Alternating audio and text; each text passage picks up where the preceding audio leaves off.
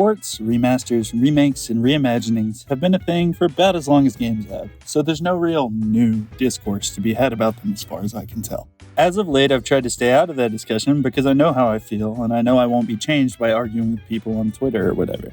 Alas, the discourse has currently set its sights on what is, depending on the day you ask me, my favorite game of all time. That's right, the gamer, vile creature that he is, has targeted my poor, sad boy classic, Persona 3, and will not let it go until we answer what the definitive version of the game is. Luckily for you all, I played Persona 3 close to when it came out, and fought long and hard in the forum wars of the late 2000s. I've come down from the mountains where I trained and developed my scalding takes to enlighten you with this ancient wisdom. This is the definitive version of Persona 3. That's right, it isn't this or this. It definitely won't be this, and even this isn't quite right. Persona 3 was defined the day it was unleashed upon the world way back in July 2006. Let's break down why that is. As I'm sure you are all aware, art can't really be broken down objectively. Objective analysis is mostly a framework we use to abstract the personal side of an experience out of art. Because once you add the audience into the art, everything gets a lot messier. We inevitably bring an infinite variety of experiences into everything we play, and rolling all of that out in a way that is both understandable and meaningful to others can be incredibly tough. This lens has its blind spots though, so let's take a look at a few of the more obvious ones and work out what's wrong with them before we move on to something a little more suitable. When most people think of definitive versions, content completeness is among the first things to come to mind. You might be thinking, of course the version of the game with the most stuff in it is the definitive one. I'd probably argue against that and talk about how most art benefits from being concise and brief, but luckily I don't have to, because content completeness is a pretty poor measure right from the outset. After all, who can say that a game is complete? Persona 3 did launch with some curious design. Seriously, I finished every available nighttime activity with like 30 hours left in the game. But FES wasn't necessarily guaranteed to happen. And when FES did drop, who could have known they would drop Portable so soon after as yet another addendum? Portable and FES's different feature sets may have made the need for yet another version feel obvious for you, but you aren't paying attention if you think Reload will be the last iteration of P3 we ever have. Fans are already crying out over the lack of FemC, and there's even a couple of weirdos like me who are sad they didn't find some way to bring the answer back and make it fun. Atlus has every incentive to keep piling on additional content till the end of Persona 3's cultural relevancy. And they've shown a willingness to add a new girl onto even their most obscure games and sell it to you for full price a couple years later. This, of course, is further complicated when these updated versions decide to make changes that aren't straight improvements. Portable removed cutscenes that took place in-engine and replaced them with a much snappier visual novel presentation. But who's to say which of those is better? The speed definitely comes at a cost to the writing and conveyance, but was that conveyance really worth the extra time? Who knows? The FemC is arguably better written than the original main character, but that's my point. You have to argue over every little change these enhanced editions make, and often you'll find some to your taste and others not within the same version. So you're probably starting to see my point. Persona 3 is definitive of Persona 3. Persona 3 FES is definitive of Persona 3 FES, etc.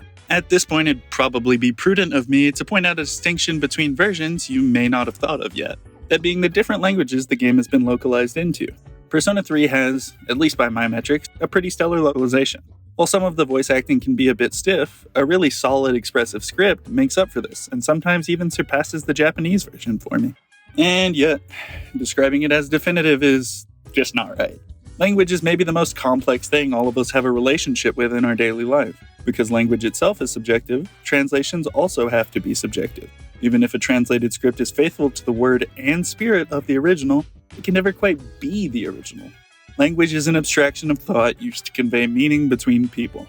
You're already carrying all of your biases into your interpretation of someone else's thoughts unavoidably. Translating or localizing something inherently just introduces another layer of biases between you and the ideas of the originator. Another seemingly objective way of judging games would be through some conception of authorial intent. You can see this manifest pretty often with people who are all for changes brought about by remakes, but only if the original dev team is present. There's two big flaws to this as I see it. The first is that the odds of getting the entire original dev team back for a game with the scope of Persona 3 is basically zero. As far as I know, it's never happened in the entire history of games. You may cut some corners with this argument and try to claim that you only need the original director or a few creative leads to maintain authorial intent, but I would hazard against buying into auteur theory so easily. Games, more than any other medium, are developed cooperatively. That being said, even if the whole team from the original Persona 3 were to develop a game meant to replace Persona 3, and they even titled it Persona 3, the game would not be definitive of the original PS2 game.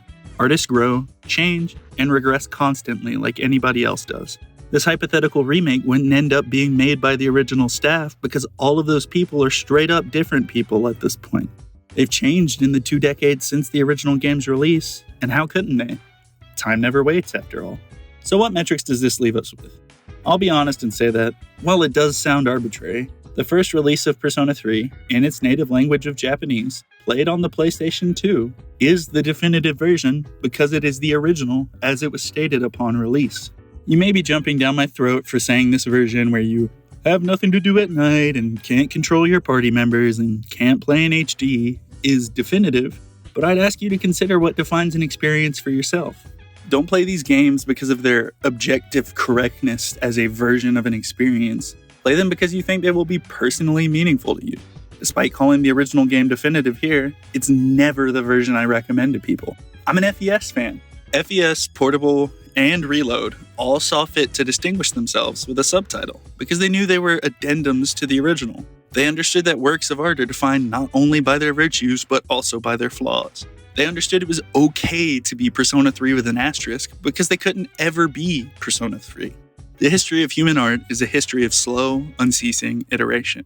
You only allow yourself to enjoy something that is definitive, you are denying that history.